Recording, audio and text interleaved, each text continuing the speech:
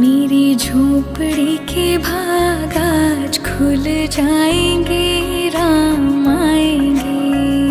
मेरी झोपड़ी तुम नवेली पीढ़ियों के सारथी हो जाओगे, थाल पूजा के बनोगे, आरती हो जाओगे और अपने गौरवशाली इतिहास का यदि अंश भर जानोगे जब, बस उसी क्षण से ही तुम सच्चे भारतीय हो जाओगे। लौटना एक बहुत सुंदर प्रक्रिया है। हम इंसान ही नहीं, पशु पक्षी सब लौटते हैं शाम होते ही अपने घर की तरफ। हम लौटते हैं अपनी परंपराओं और संस्कृति की तरफ, और इसी तरह अब लौट रहे हैं अपने घर की तरफ हमारी आस्था, हमारे विश्वास के प्रतीक मर्यादा पुरुषोत्तम श्री राम। 9 नवंबर 2019 और 22 जनवरी 2024 का दिन इतिहास में सुनहरे अक्षरों से लिखा जाएगा। पहला, 9 नवंबर 2019, जब सुप्रीम कोर्ट की 5 जजों वाली बेंच ने 500 सालों से विवादित जमीन पर चल रहे मुकदमे पर ऐतिहासिक फैसला सुनाया और विवादित जमीन हिंदू पक्ष को मिली। दूसरा दिन 22 जनवरी 2024 का होगा, जब जीत के बाद अयोध्या में राम के जन्म स्थान पर बने मंदिर का लोकार्पण और प्रभु श्री राम की पूर्ण रूप से घर वापसी होगी। आज पूरा देश राममय है, घर घर में राम आएंगे के गीत सुनाई दे रहे हैं। 22 जनवरी का दिन सिर्फ भारत ही नहीं बल्कि पूरी दुनिया की सांस्कृतिक इतिहास को बदलने का दिन है। यह सांस्कृतिक पुनर्जागरण का दिन है।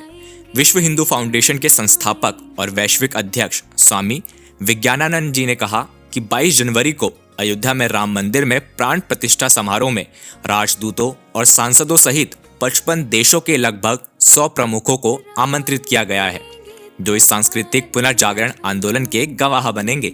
आप सोच रहे होंगे कि क्या वास्तव में मंदिरों का पुनरुद्धार, पुनर्स्थापना और नवीकरण भारतीय संस्कृति का पुनर्जागरण है? क्या वास्तव में इस कार्य से भारतीय जनमानस की आस्था की बयार देश की ताकत और पहचान बनाने में सबसे महत्वपूर्ण है या होगी? क्या आप जानते हैं कि वास्तव में इस सांस्कृतिक पुनर्जागरण का क्या अर्थ है? इसका देश में संपूर्ण विकास में क्या महत्व है? सांस्कृतिक राष्ट्रवाद का पुनर्जागरण एक सामाजिक और सांस्कृतिक आंदोलन है जो एक समृद्ध राष्ट्र की ऊर्जा, एकता और सांस्कृतिक विरासत को बढ़ावा देने का प्रयास करता है। इसका पुनर्जागरण वर्तमान समय में भी महत्वपूर्ण है, जब हम वैश्वीकरण की चुनौतियों का सामना कर रहे हैं और ऐसे में अपनी मूल पहचान को बनाए रखने की आवश्यकता है। इस पहचान के अंतर्गत सामाजिक, सांस्कृतिक और आर्थिक सभी परिस्थितियां सम्मिलित हैं। वास्तव में एक राष्ट्र की सांस्कृतिक धरोहर उसके मूल्यों और परंपराओं का प्रमाण है, जो राष्ट्र के बंधुत्व की भावना को बनाए रखने में सहायक होता है और इसे वसुधैव कुटुंबकम की भावना से शुद्ध गुण है। भारत सांस्कृतिक रूप से एक समृद्ध राष्ट्र के रूप में सदियों से रहा है।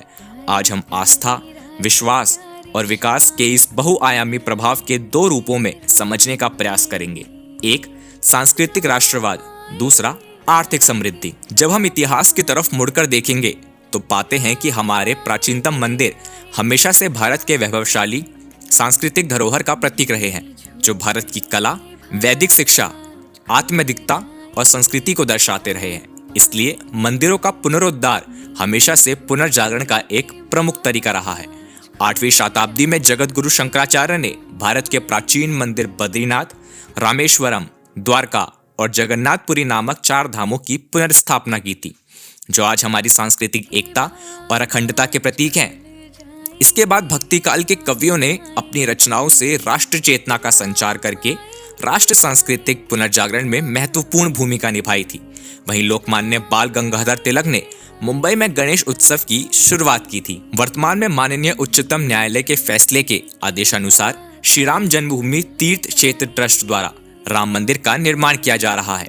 सरकार निरंतर प्राचीन मंदिरों के पुनरुद्धार और पुनर्स्थापना के ठोस प्रयास कर रही है।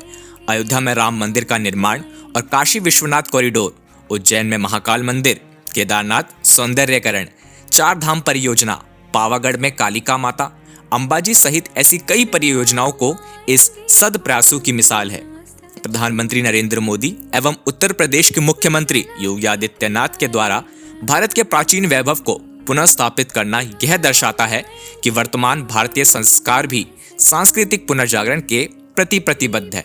आर्थिक समृद्धि की बात करें तो इसमें बहुत से बिंदु सम्मिलित हैं, जैसे परिवहन, जल थल वायु मार्ग के आवागमन सुविधाओं को सुनिश्चित करना, धार्मिक पर्यटन को ध्यान में रखकर धर्मशाला, होटल, मोटल, 7 व 10 सितारा होटल का निर्माण ताकि पर्यटकों के रुकने की व्यवस्था हो सके।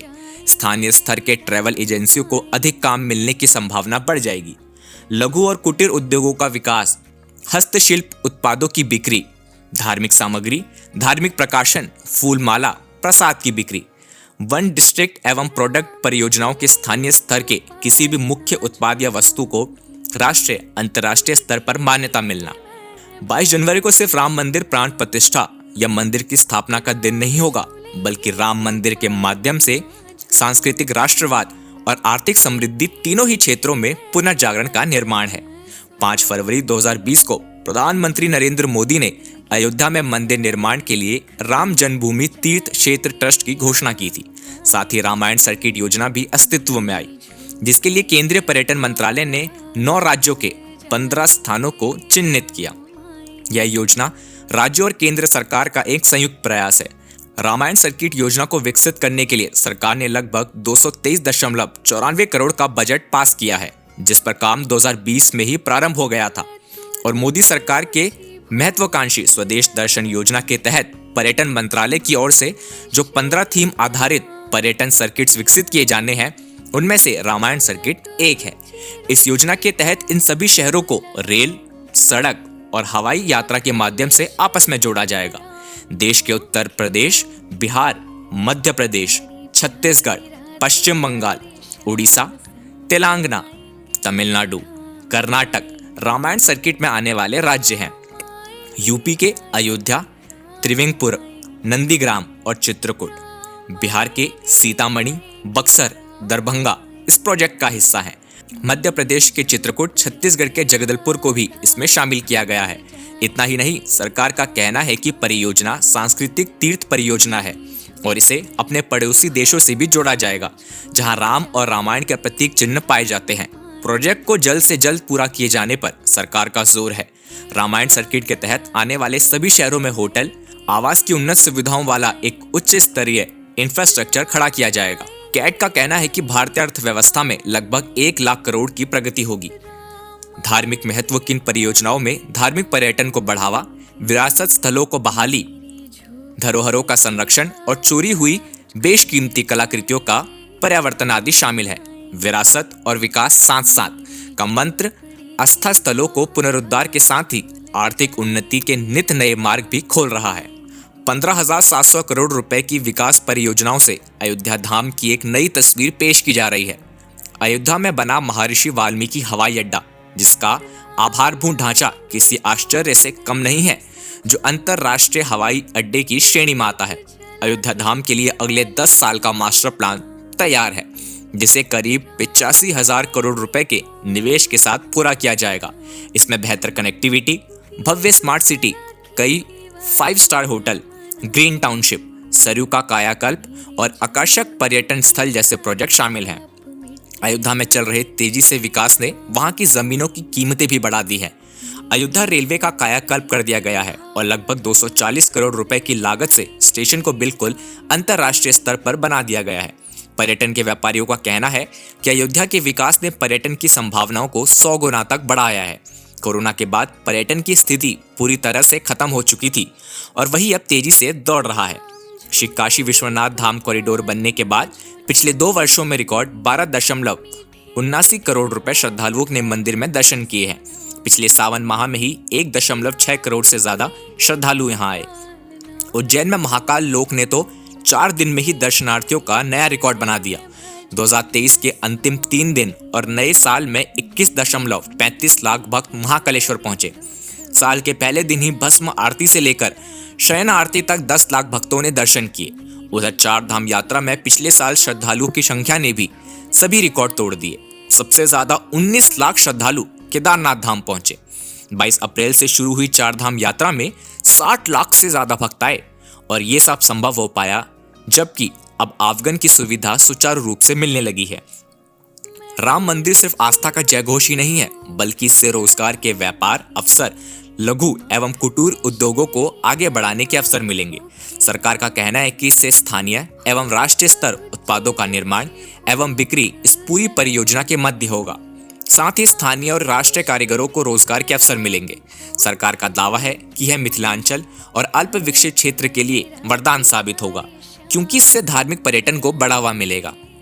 यह पूरी परियोजना से एक चिन्हित शहरों ही नहीं, उनके आसपास के शहरों में भी विकास होगा और उनकी जमीनों के दामों में भी उछाल आएगा। उदाहरण के तौर पर देखें तो अयोध्या के प्रभु श्री राम मंदिर में रामलला की प्राण प्रतिष्ठा से ही देश भर में 50 करोड़ रुपए का अतिरिक्त कारोबार होने का अनुमान है। दीपावली पर भी भव्य दीपोत्सव के लिए जहां लाखों दिए की खरीदी हुई थी, वहीं फूल विदेशों तक से आयात किए गए। अब 22 जनवरी को यहां सिर्फ सनातन संस्कृति के पुनर्जागरण का ही गौरववान नहीं होगा, बल्कि विकास की एक नई गंगा भी बहेगी। तो इसी के साथ IIMT ग्रुप ऑफ कॉलेजेस की तरफ से इस निखिल ब्रह्मांड के नायक, अनुपम सौंदर्यधान, सखेश्वर युग, कोटि काम मधरता, भक्त वांछक कल्पतर, सकल सुखधाम, अनंत शिव विभूषित और अकारण करुणावर वाले मर्यादा पुरुषोत्तम भगवान श्री रामचंद्र के चरणों में अपना प्रणाम निवेदित करता हूँ। तो आइए हम सब साथ में मिलकर बोलते हैं, जय जय श्री राम। के भाग आज खुल जाएंगे।